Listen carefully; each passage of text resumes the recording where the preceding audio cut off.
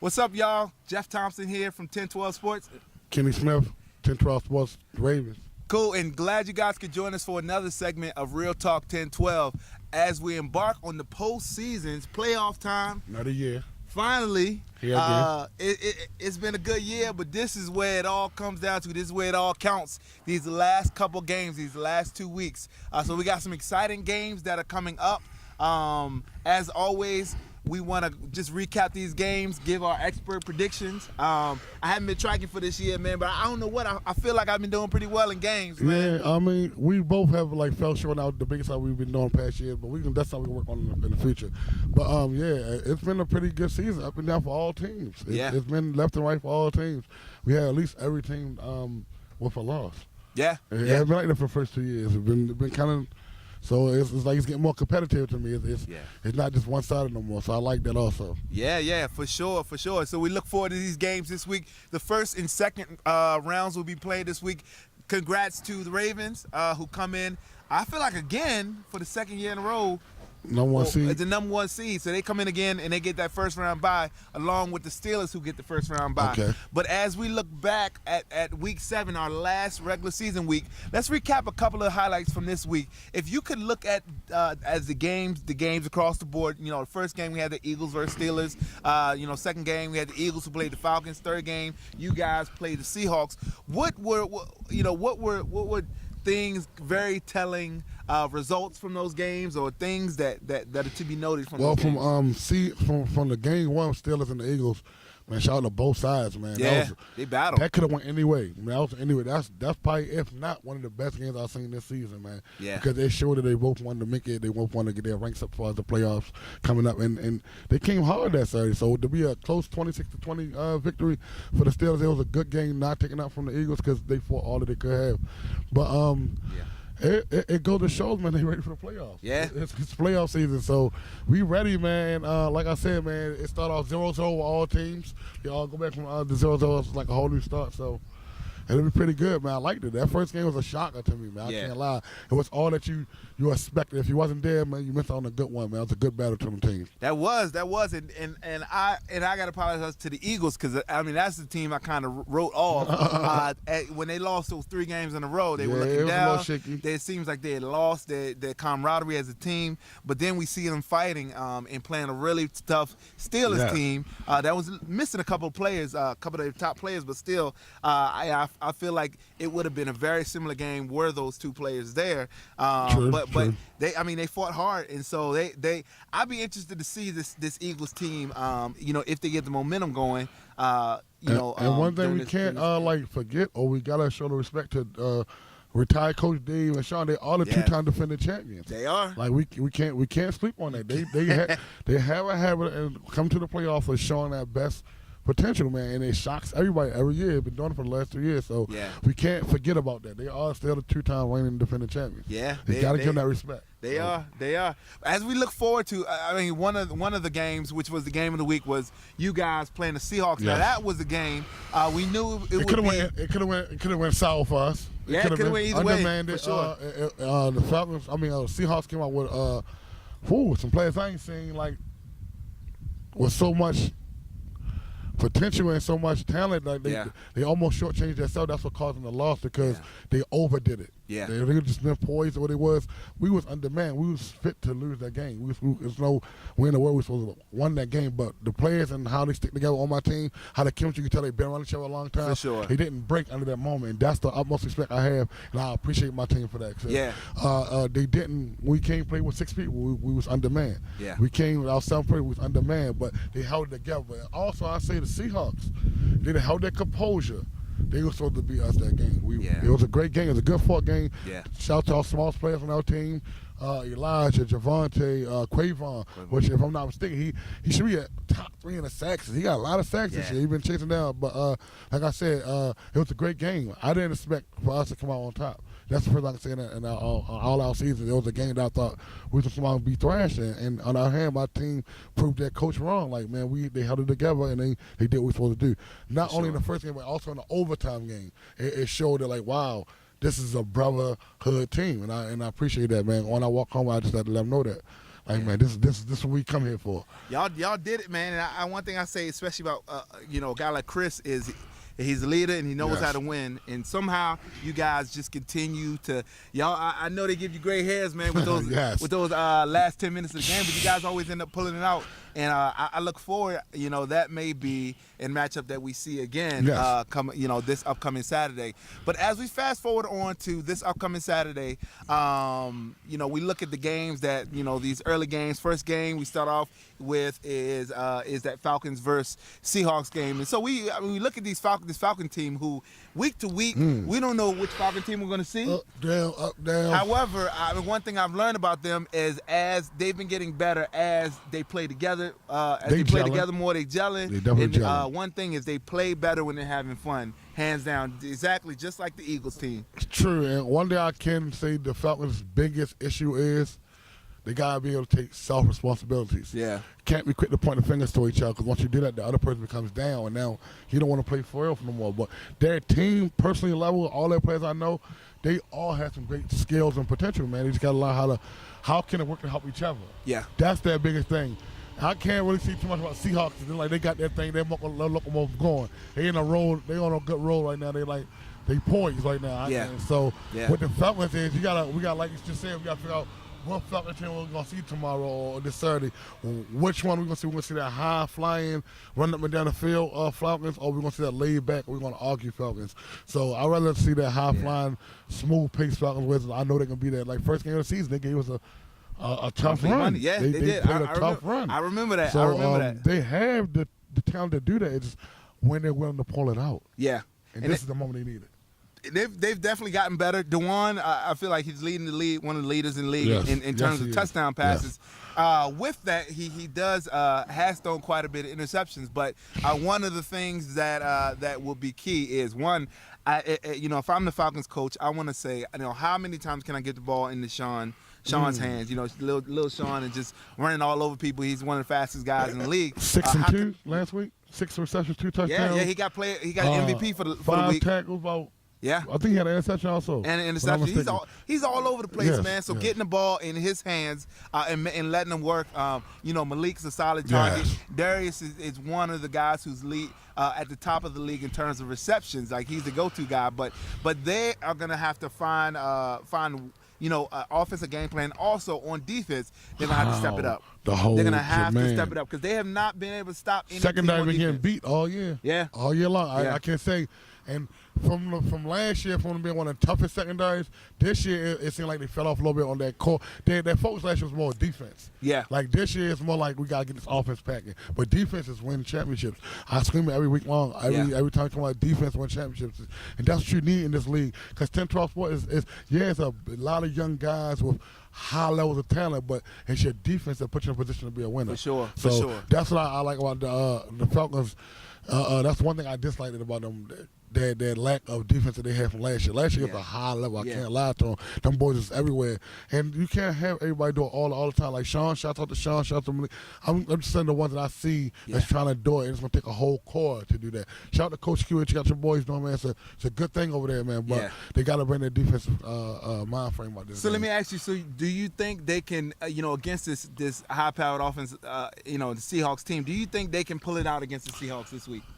Yeah, any given Saturday, man. Anybody can come out and win on a Saturday, man. It's how focused you are during that week preparing for this moment. Yeah. Are you ready for this moment or not? Are you ready to step up? Or do you always want to be that first team that's always gone in the first round of playoffs? Yeah. You got to think about your mind frame. You got to think, man, am I going to come out here and play with fun and poise, or am I going to come out and play with anger and get a loss? See, a lot of people get on defense, you get down, you lose your composure. Yeah, and something breaks down, and the finger game point out, and that's thing you know, well, he did this, I did this, I'm not doing it, I ain't getting the ball. It's all about all-around game. When times get tough, hold your composure. When it's about to break down, hold it. Just for a second longer, and something will come through for you. So I think they can, but it's going to be tough. Well, Seahawks not a pushover. Let me say this. I know you say they can, but do you think they will come out with the? No. Because that's a whole nother question. No. And give me a score for this game then. I can't guarantee and say, would I like them to do it? Yeah.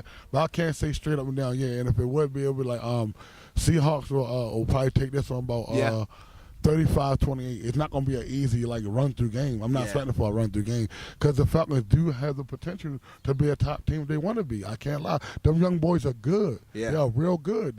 And they almost remind me of my team because 7 of the whole 12 are usually around each other all the time. Yeah. So it reminds me a little bit of my team, like how the brotherlyhood is. And they can actually do it, but it's going to take defense. If they don't come with defense, it's not going to happen. Yeah. Because Seahawks, I'm telling you, Star slinging that ball. His wide receivers looking good. And he had a couple of major drops against us last week.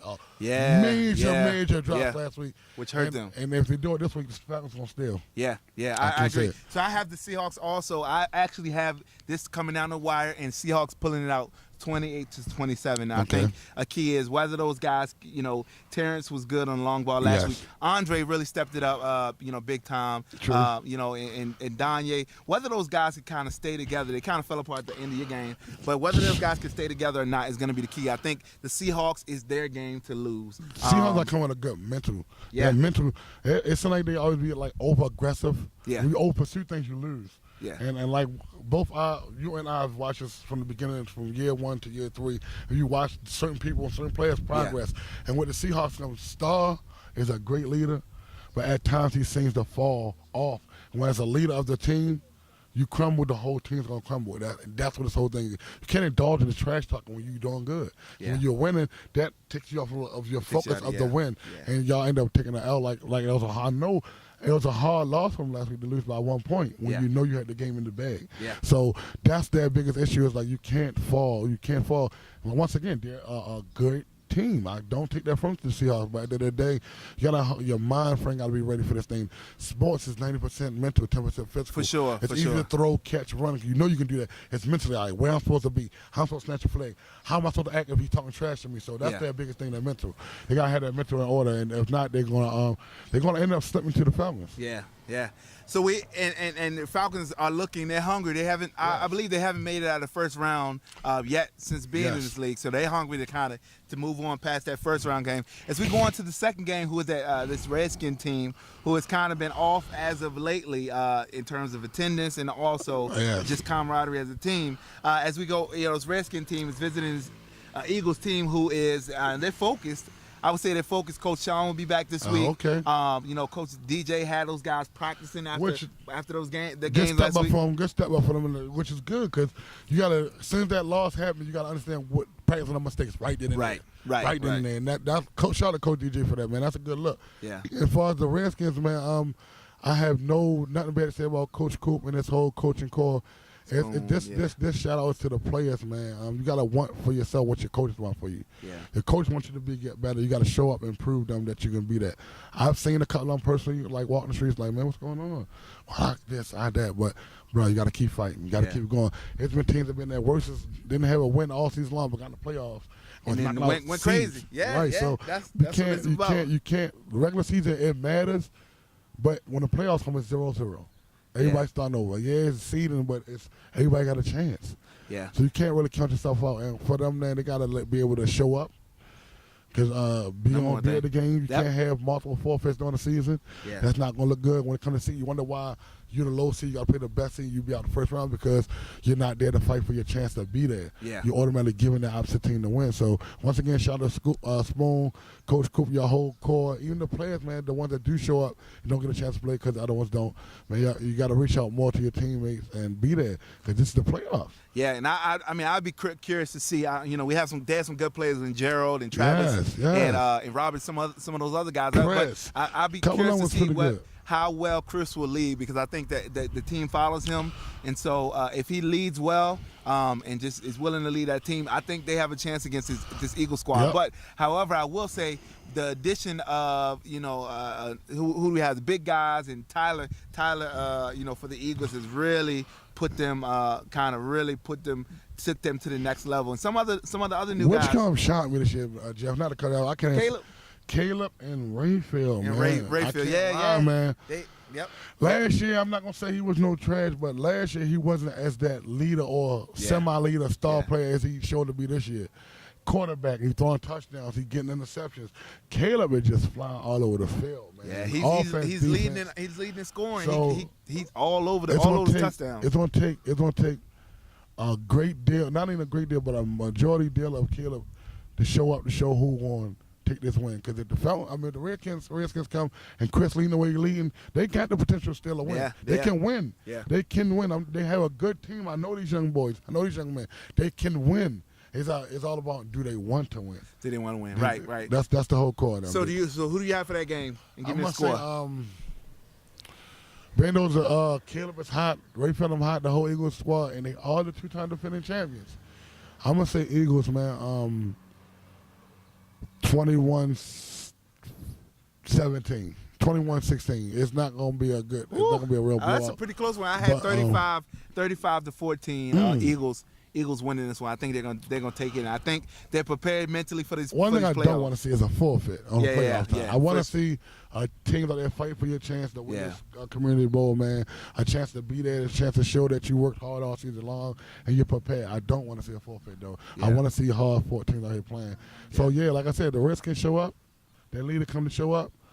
They're gonna fight. They're going to fight because the leader is rugged, man. I got to shout to Chris. The boy is rugged. Yeah, he complained about it on the field, but he sticks into it. He don't quit it. He don't leave off, and he know how to handle it. So, Chris, shout out to you, man, for being what you are. How you do it, man. It's tough when you're a good player and nobody else want to support with you, and you still stand in there. It's like you remind me of LeBron. Cleveland this year.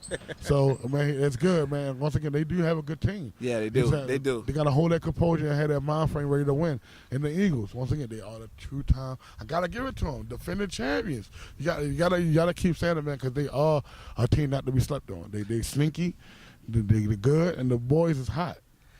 So if we kind of divide this, even going on into the second round games where the winners will play, you got the Ravens and you got the Steelers who are waiting for the winners of those first two games.